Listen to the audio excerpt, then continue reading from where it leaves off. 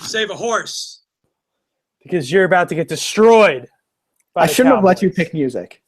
I shouldn't have let you pick the music.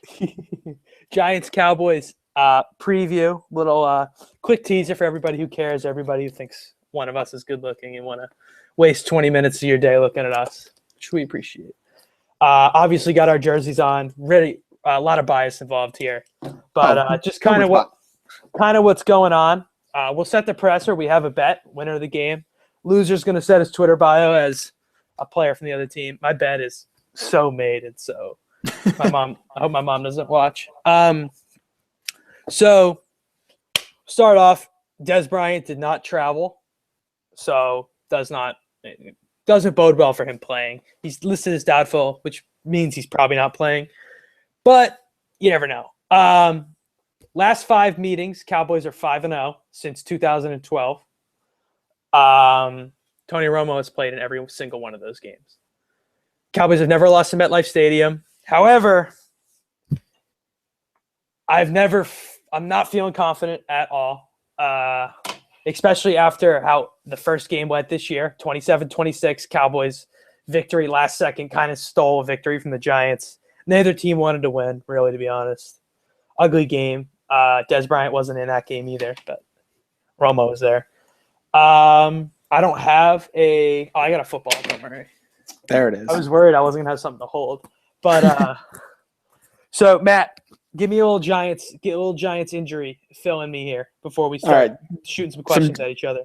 Some Giants injury update. Out, we have Prince Mukamara because little pec issue. Victor Cruz is still out. He's been out all season. I don't expect him to come back anytime soon, even though he wants to. I know Tom Coughlin's not going to let him play or even consider him playing. Excuse me. Until he practices 2 days in a row, which he hasn't done yet. So that's the wide receiving core for the Giants is a little iffy, just with especially Odell is questionable with his hamstring. Probably Ruben Randall with his hamstring. So the wide receiving core is a little banged up. Defensively, yeah, a lot of cornerbacks are questionable. McBride, McGee, Ayers is probable. Same with Beeson, who's off the PUP list, which is thank God for that. If he plays, I'll be happy because that defense it's a little weak. Yeah, he's probably the best. Not where I want to be. Yeah, he's much better than Ani Unga, who's also questionable. Yeah. So when Beeson gets hurt, they're not going to have anybody to sub in for him. Yeah. So he's bound to. All right. Cowboys injuries. Randy Gregory is back. Hopefully better than ever. Really a pretty short list, surprisingly, for the Cowboys. Dez Bryant is doubtful. I think he's not going to play. However, he's a freak, and the Cowboys have been very mum on him playing or not playing, which could be a smokescreen against the Giants. With the Giants not having a Mukamara, I'm thinking maybe they got, they're having to do a little extra work with the cornerbacks to prepare to cover Dez Bryant. Yeah, they'll work Landon Collins a lot to get him. My favorite Giants player. What a guy. The worst cover safety in the NFL. He's young. There's definitely some guys. He's been improving. The first 2 weeks, I was not a fan of him. He was, especially against Julio Jones, he was miserable. Yeah. But he has been improving to where he's blocking these deep balls that I love. He's still sore from Cardale knocking his ass on the ground. Let's see. Greg Hardy had an illness, missed yesterday. He's full go. David Irving, full go. Really, that's it. No other injuries to report of because everybody else is either out for the year or on the long-term IR. Tony Romo, obviously, and Lance Dunbar. Hopefully, it can stay that way for both teams. Both teams hit hard with the injuries. Probably the two best teams in the division by a lot.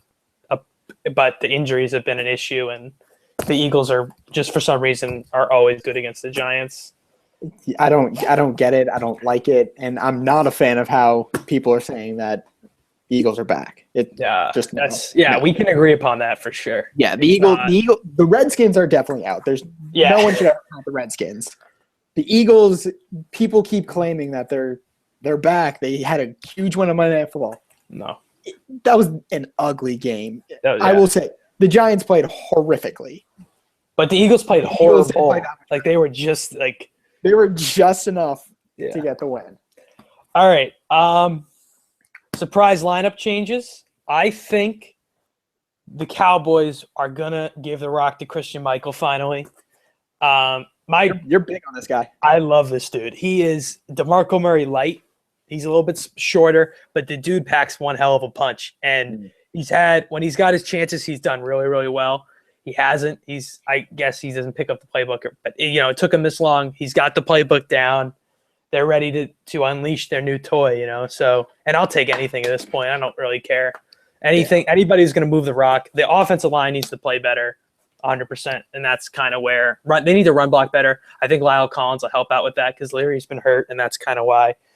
But we'll pop into last time out. Obviously, Matt just talked about the Giants the last time out. Anything promising come out of that game for you? Anything that you were worried about that kind of came out better, or just all bads? The Eagles game or the Cowboys game? Eagles game. Eagles game, that first drive. Yeah. That gave me so much hope about this team. And then it just crushed.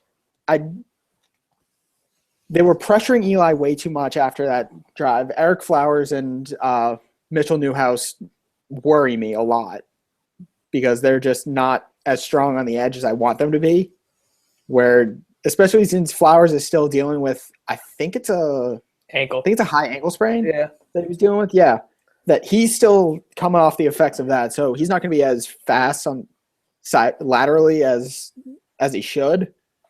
But that first drive, I think if that can be replicated again for even 3 more times, just 3 solid drives is really what it's going to come down to. Yeah. Is Beatty playing or no?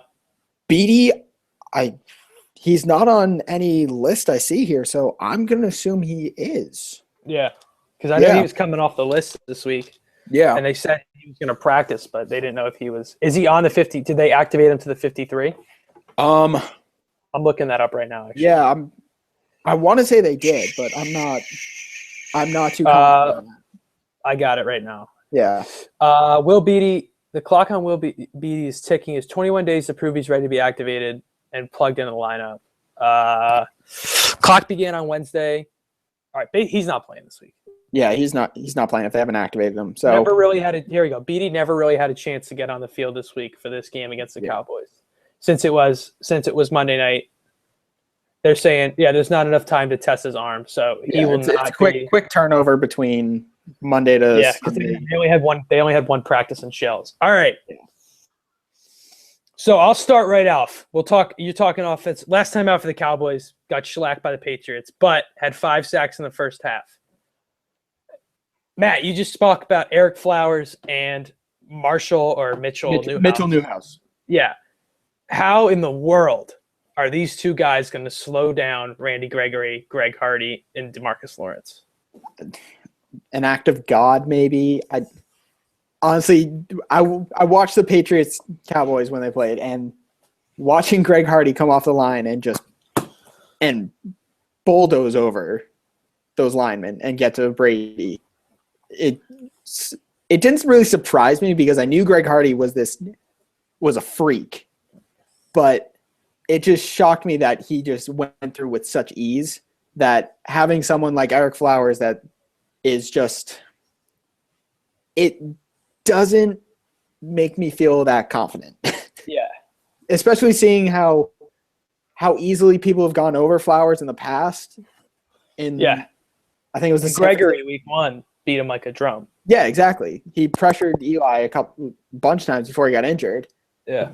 And even when they were playing San Francisco, he was letting them into the pocket, and he was pretty lucky that Eli could get it off quickly to Odell on that 1 touchdown pass because if you watch it back, Eric Flowers is literally pressed up against Eli, just not doing anything. So Yeah. I don't see it.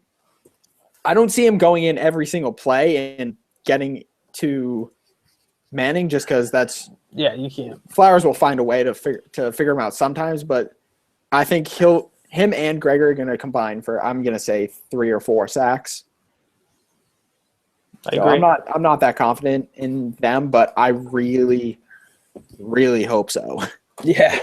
That's my main The concern. fact that 3 or 4 is you're like, if we can hold them to 3 or 4 sacks. Yeah, because that's how good they are. Yeah. You saw, I mean, Gregory in the first time they played, you saw him. He was getting to him easily. Yeah. And then Hardy on, I don't even know on the Patriots who he was covering. Yeah. He sold her. He sold her quick. Yeah, it was on Solder. He's out for the year. It was on Solder. Yeah, he's out for the year. So Solder's not Eric Flowers, man. He's a Pro Bowl guy. Yeah, exactly. Flowers is a guy from you. Yeah. Who Randy Gregory. I gotta find that clip, dude. There's a Vine that when Gregory got drafted, they were like, "Here's the Cowboys' first-round pick or second-round pick against the Giants' first-round pick," and it's like Randy Gregory set and he goes, and he just taps over him and gets. So I don't know. I'm confident in that matchup. What do you got for me? What's your follow-up? So big news is Brandon Whedon is not your starting quarterback anymore. Yes. How confident are you in Matt Castle? I'm always the optimist. I was I wasn't very confident in Brandon Whedon. I don't know why this light is all. But I believe that he could do something. Yeah. He could show. Forget it. He could show a little life, and he did. And then they took away the shortening. I think that Matt Castle is a better quarterback. The only difference between Castle and Whedon is Whedon has been there longer and probably knows the offense a little better. But I think Castle has the ability, as somebody who's gone and won, to make changes at the line, to know when we're screwed, he's got to make a play. And when there were plays where Whedon didn't even look left. Matt Castle's going to look left, and he's going to look right, and he's going to throw outside the numbers. And he's not going to have to be like, I'm looking for Jason Witten, and if I don't find Jason Witten, I'm throwing it either into the right tackle's back or to a running back. So I think they're going to be a little more aggressive, but obviously when you're more aggressive, more chance for takeaways. And the Giants, they dominate the turnover battle. They've lost it twice. And they won, so they won the other night. The Eagles had 3 turnovers of their own, and they got 4 from the Eagles. But I think Castle can do. The Giants are +6 on the turnover, and the Cowboys are tied for 27th at -5. So great job. Yeah, well, the Cowboys haven't had a turnover. This is where I was waiting for you to set me up for this. This is where the Cowboys have just been so due for a turnover the last couple games. But then again, you play Matt Ryan, you play Drew Brees, and you play Tom Brady 3 games in a row after Bradford. So there's a better chance you're going to get – why is that echoing? There's a better chance you're going to get to go against – you're going to have a chance against Eli, who's still – he's a top 10 quarterback, right? And he hasn't made a lot of turnovers this year. He's been really good. He didn't have a turnover until the San Francisco game. Yeah. So there's been a lot of plays where Hardy sacked Brady, and the ball was in front of Barry Church, and it bounced up over his head. And the game where Corey White hit him right in the chest, and they dropped 3 picks against Breeze. So I feel like it's the time. It's got to turn. It's got to snowball. It just takes one to get the momentum. And I think Rolando McClain and Greg Hardy kind of being the badass punks that they are. Not even punks. Not punks as people, but as football players, just bullies. Yeah. They bring that mentality that when Rolando McClain got going last year, that's when the Cowboys defense was getting turnovers. So I'm all right on that. The Giants forced turnovers better than everybody else, though. We saw in the first game, the Romo had 2 picks, neither of which I would put on him. The Cole Beasley fumble at the end of the half was, that was huge. They picked it up, returned it for touchdown, and just enormous. So yeah. I do want to interrupt you 1 second. Some breaking news to the preview. Cowboys wide receiver Des Bryant officially ruled out. I could see by your smile. I figured it. Yeah, I just got the ESPN update. I'm that makes me feel a little bit better about this game. I bet. So we got that. Look at that. Breaking news on the Cowboys-Giants preview. I just got a phone call from Valley Ranch to get that in, by the way. Of course. So no Dez tomorrow officially. I'm fine with that, honestly. I'm glad he's not, whatever. I'm more confident in Terrence Williams against Dominique Rodgers-Cromartie than I am against Sherman next week. Yeah. So I'd rather have Dez Bryant healthy for when Romo comes back to be pumping. And Dez, that these are the kind of injuries that linger, and I'm happy they're being cautious with it. And regardless of how it turns out, it's going to come down to whether the Cowboys can run the football and whether they can get a turnover or two. Mm-hmm. So on that running football, the Giants defense has been pretty good against the run this year. Surprisingly. Last week they got let up a bunch of yards to Murray, but most garbage time points. That was all. People were saying it was the first time Murray got 100 40 yards. I had him in fantasy at 40 yards in the last 40 yards in the last 5 minutes when the Giants just couldn't do anything. I don't count him as a solid threat, or even that the Giants should count that as a bad run game performance, because they held him to 50 or so during the whole game. So I'll hit you here.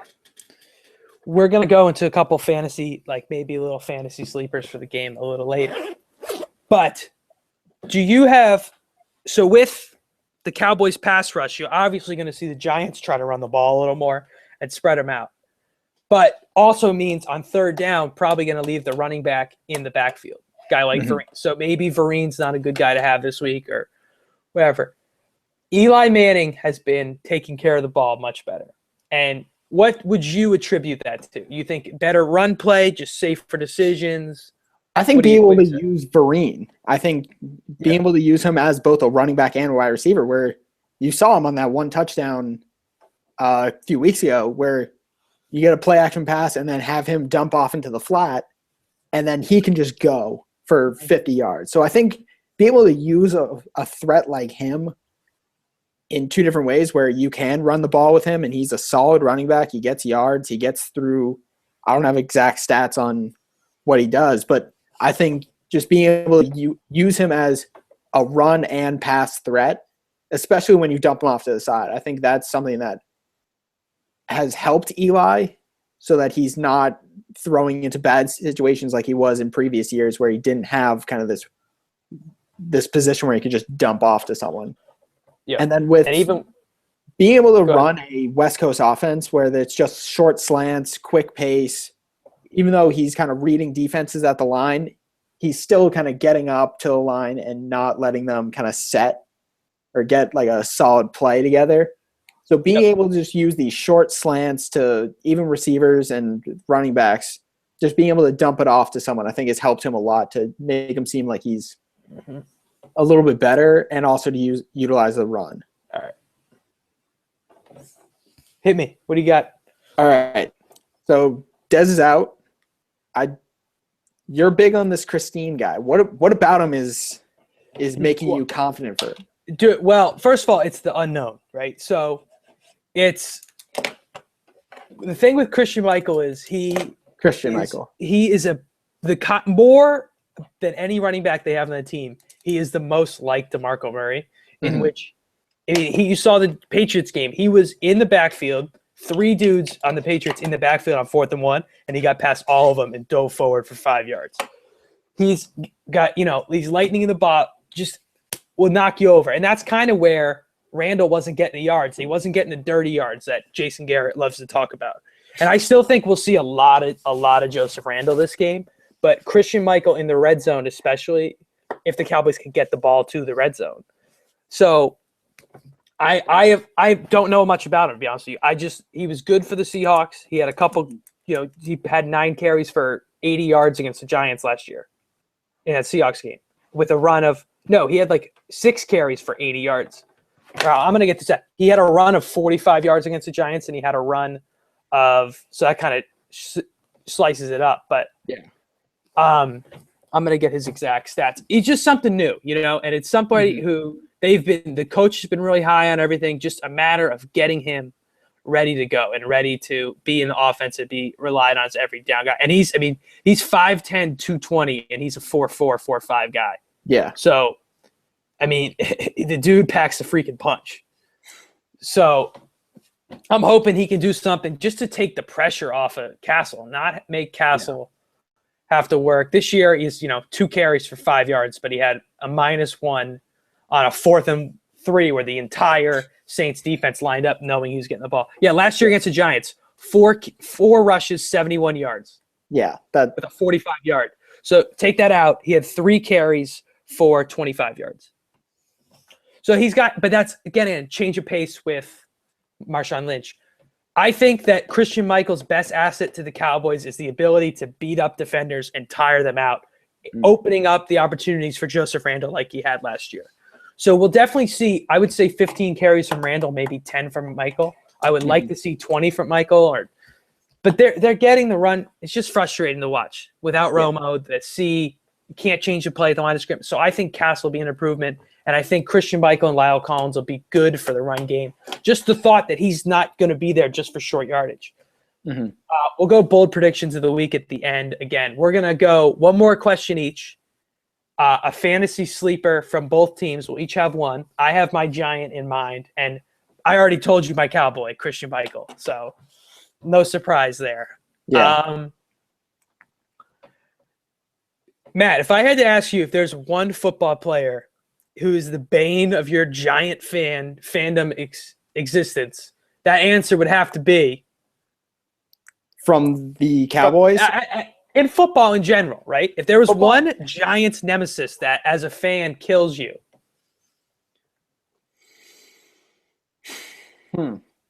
That's an interesting question. If you think back to maybe the last 7 seconds of the last Cowboys-Giants game, it might refresh your memory a little better.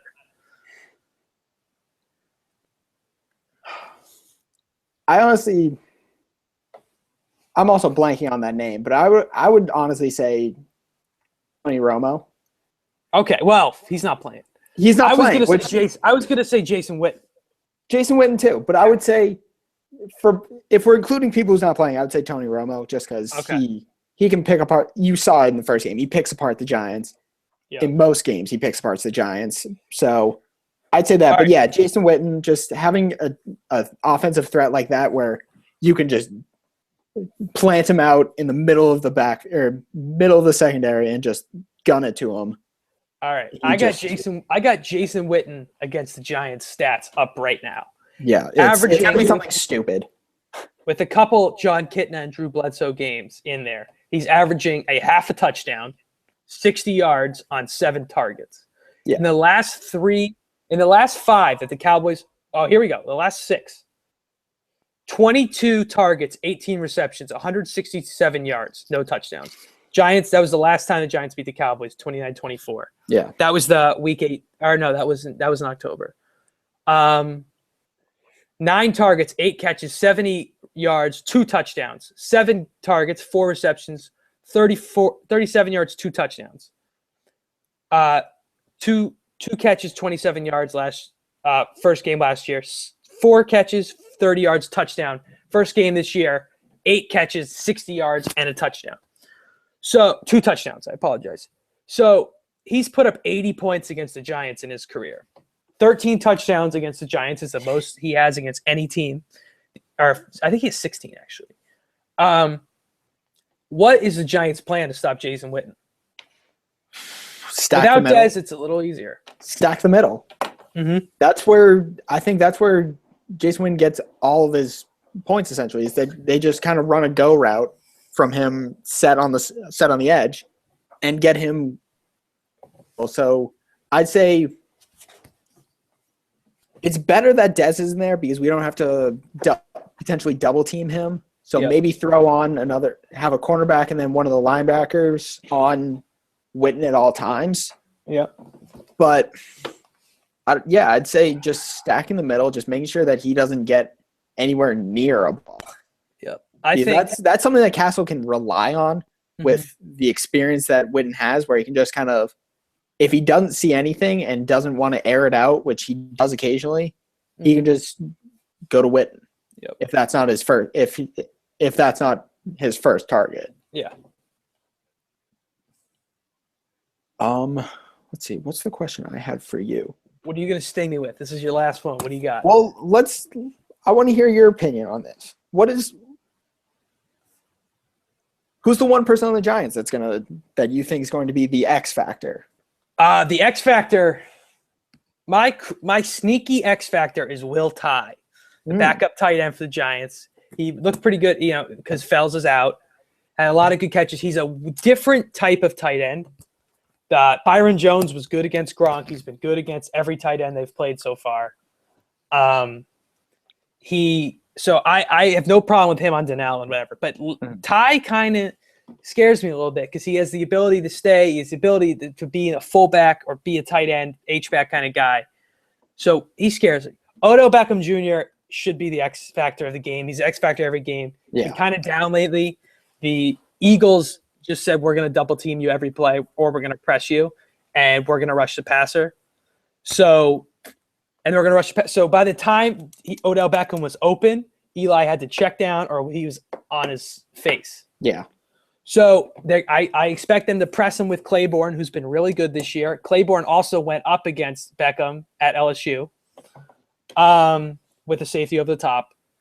So I'm, an X factor for me, the total game is turnover battle. Especially now that the Cowboys don't have the Romo factor where they could win with 4 turnovers. Yeah. It's going to be turnover battle and it's going to be field position. But I wrote about this. Dwayne Harris, former Cowboy in the wide receiving game, maybe with Odell Beckham and Randall a little nicked up. I mean, the Cowboys don't have that guy to cover the third or fourth receiver because they have Byron Jones on tight end. So he scares me. And he scares me the punt return game just because I've seen him return them. He's not a house guy, but he gets you 20 or 30 yards, and he's a good tackler too. So there's a lot of things for me to be worried about. So obviously, or not obviously, who's your X factor real quick, and then we'll go predictions. And I'd say it's kind of an odd one because he's not in all the time, but he's the fullback. Nikita Whitlock. Okay. Sorry. Nikita Whitlock. He's someone that kind of he has been helping out the run game where he's just bulldozing through the line, just kind of opening up these holes. And also, he's on the other side of the ball too. Yeah. We saw it last game that Coughlin threw him in for the in the he sack against San Fran too, he got a sack. So, I mean, he did have a penalty, but that's neither here nor there. That's something the Giants just annoy me with is the dumb penalties. But Nikita Whitlock being able to be this kind of dual threat on either side where, especially since our defensive ends are weak and injured. So just having someone like him where he's this big guy, I don't know the exact stats on him, but he's 5'10". Yeah, 5'10", 250. Yeah. 5'10", 250. He's a tank. So I think having someone like him be able to switch sides of the ball is something huge that the Giants need to capitalize on and utilize more. Cowboys X factors. For me, it's the first game, the first touchdown of the season was a passing touchdown. Did Witten have them both? Never mind. Yeah. Some guy I've been waiting for freaking to do something all year. Gavin Escobar, man. I've been saying all year, I'm just waiting. Just do something, man. And they're not throwing it to him. But the Giants, he's been a guy, Gavin Escobar, who's been able to do some good stuff, especially against the Eagles. There's a lot of good stuff. And the 2 tight end set that the Cowboys have been running so much out of, I need them to move forward to passing out of that. And I think Gavin Escobar creates a lot of mismatches. He's faster, bigger. He has better hands than a lot of tight ends. This season is 4 catches, 24 yards, a touchdown. No, you know what? I'm right. No, I'm not right. I'm right. No, I'm always wrong. Always wrong. He had a touchdown in the no, I could have sworn he had it's 27. No, if it was 27-6, the Cowboys had 3 touchdowns. Escobar had the first touchdown, dude. Okay. It was a play action pass over the top, and he caught it in the back of the end zone. Yeah, he did. All right, here's my bold prediction for the game. Okay. Gavin Escobar will score a touchdown on a play action play in which Christian Michael is the running back. That's my ridiculously unrealistic thing. If that happens, the Cowboys win the game. All right. What's your most crazy, ridiculous prediction you got? My ridiculous prediction, Eli doesn't get sacked. And I was going to say Odell has 3 touchdowns. I think Eli not getting sacked could happen. I think it could happen too, especially I feel like, but that is, I think that just speaks to how little I trust this offensive line, that having 0 sacks is a bold prediction. Yeah. But I think he also starts to target Odell more. I think especially late in the game and in the red zone, which is something that Eli hasn't done. It's been a lot of long passes over the center where you get with the Giants West Coast offense, they're running all these slant plays kind of over the middle towards the side, and then occasionally they'll just send Odell out on a slant route over the middle and just get them. So I think kind of faking it with that, where you get Eli with a couple touchdowns deep, but then they haven't used Odell short and in the red zone. So I think that's somewhere that they're going to start utilizing, where he's going to get these 3 touchdowns, maybe more. But I think if they start utilizing him in the red zone instead of using him as a decoy, I think that's where the Giants need to start. That's going to be the key for them. All right. Prediction, we're obviously going to pick our own teams. Score prediction.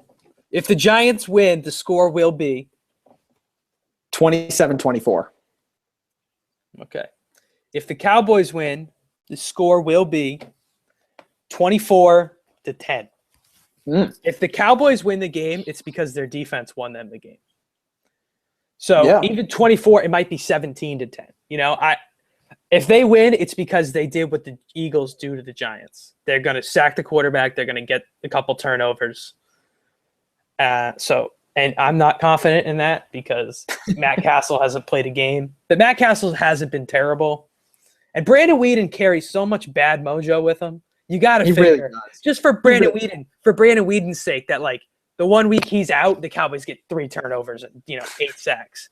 So that's what I'm holding on to my mojo. I'm home watching it with the family for get a little chilly going. Be up in the big TV and definitely looking forward to it. Looking forward to another sweep. God, I would love it, man. That's all, I think I'd be crushed. I think if the Giants get swept, I don't even know what I'd do. Honestly, I'd have to make my Twitter picture Des Bryant holding up the axe, and also something that you neglected to mention at the start. I get at Fenway, the prep football game. Yes. One of us is wearing the hat. You're wearing this jersey. Hat. You think so? I think you're going to wear this jersey. I might even break out the LSU Odell Beckham Jr. jersey. Yeah, I'd rather wear that. I'll wear that any day. I don't care. I got respect for the player, man. I wish we did this for the first game. I was saying about the sweep. My roommate said at the start of the year, he said, dude, I just can't get swept again this year. He's a Giants fan, so and 3 years straight being swept by the Cowboys and embarrassed at home, I think is just. I will say one thing too. The Cowboys went to Ground Zero last night, and they went 8 in the Independence Building, and they had a whole, which is kind of a mojo thing that's one of the things that football for me, I always believe in the weird stuff like that. That if they do this team building thing, but I think the Giants getting blown out last week was the worst thing that could have happened for the Cowboys. Because they're we cannot lose this game.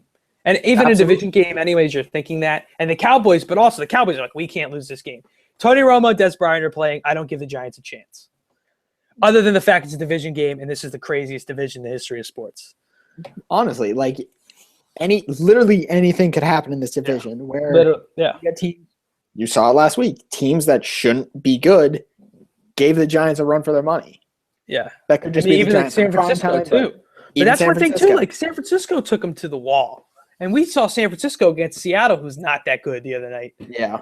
It's division games. I'm telling you, it's A, division games, B, Giants in prime time. Yeah. There's something about the Giants in prime time that Tom Coughlin's also 4-13, the 425 game at home, by the way. How about that for a stat? That just depressed me. I've been saying this for a long time. If the Giants could be playing at 1 p.m. on Sunday the entire season, I would be a happy man. They go 13-3. They go 13-3 to the Cowboys. That's iffy. Here, I got a list. I'm gonna go right down the. I'm gonna go right down the list here and just go ridiculous facts about this game.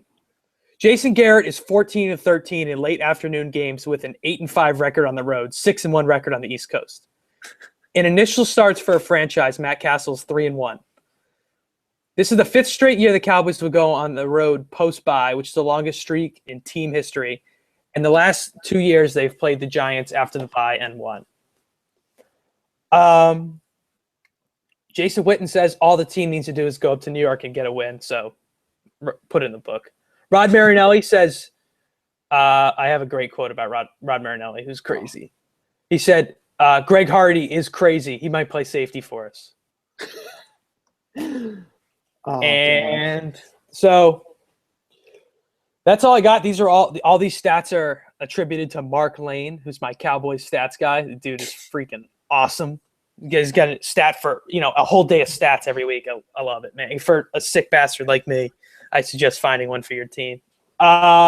Any final words, Matt? Pray for me. Just pray for me. I think if this is going to be a good game, it's definitely deserving of be America's Game of the Week on Fox. 4:25 start. Be there. But yeah, I got one more question for you, actually. Okay, hit me with it. If the Giants lose tomorrow, which I think this is impossible. If they lose tomorrow the way they lost to the Eagles, is it over? Is this over for Tom Coughlin? Eli Manning? Is this the end of the Coughlin Manning? Yes. Yes, absolutely. There's the fact that he won 2 Super Bowls for the Giants, but 3 years not making the playoffs, 3 years going 8-8 or worse, and then losing with losing the way they have in the past few years. Just there's no way that he's safe, but they'll find a way to keep him. And that's why I believe in the Giants this week, because they got that mojo where they're like, this is coach's job, and they love the dude. But it's been coach's. It's last year they lost job on the games in a row for a long time. Yeah, it's been his job on the line for a long time. Yep, they haven't done anything. All right. Final thoughts for me. Also, pray for me. If you're going to church, just throw one in for each of us. I have no idea what to expect. I told you what I thought would have to happen. If Christian Michael scores a touchdown, I'll go nuts. The C-Mike hype train, as they are calling it. I'd go absolutely bananas. Or if anybody, if the Cowboys run for 150 yards, I'd be stoked. They probably won't. If Lyle Collins pancakes someone, I'll be stoked. When Landon Collins gets burnt, I'll be stoked. When? Wow. That's not an if. That's a when. He should put on 20 pounds and be the best outside linebacker in football. And he could be an outside linebacker and cover tight ends and do all that. He's not a center fielder, man. That's the problem with their scheme. You need like Stevie Brown. Like, how good was Stevie Brown when he was good? He made all this. He was a Cowboy killer, man. He was a freaking Wild West villain. That's all I got for you. So after this, road ahead, Cowboys play Seattle, then play Philadelphia. The Giants, I believe, play the Saints, and then the Patriots. Am I right? It's the Saints, then let me pull this up quickly. I should know this. So they go Saints, Buccaneers, Patriots, bye. Okay. So they'll have plenty of stuff to work with after the bye. Oh God, will they? I'm going to have it in for the Giants. Man. We're going to the Patriots game. My whole family is going to the Patriots Giants game. I was going to go to Dallas for it, but when they decided Romo's out, we're like, we're out. See, we were trying to find a game that me and my dad always go, so we were trying to find a game where it was like, yeah, they're playing the Patriots. Yeah. Let's go as a family. Home? That's it's at the Meadowlands. Okay. All right. So that's a little better gratification because the Giants, I'd say, are up there on the Patriot hate list. We don't have any Patriot whack jobs on the show today. I'll get some smack. Thank God. All right. Thank God. Thanks for stopping by. For those of you who listen, I doubt there's many, but we appreciate it. And everybody says, "Save a horse, I don't give a damn about nothing." See you guys later. Dork Talk Tuesday night this week. Matt might be there, probably not. He'll be buried in the closet. See you guys later. Thanks, man.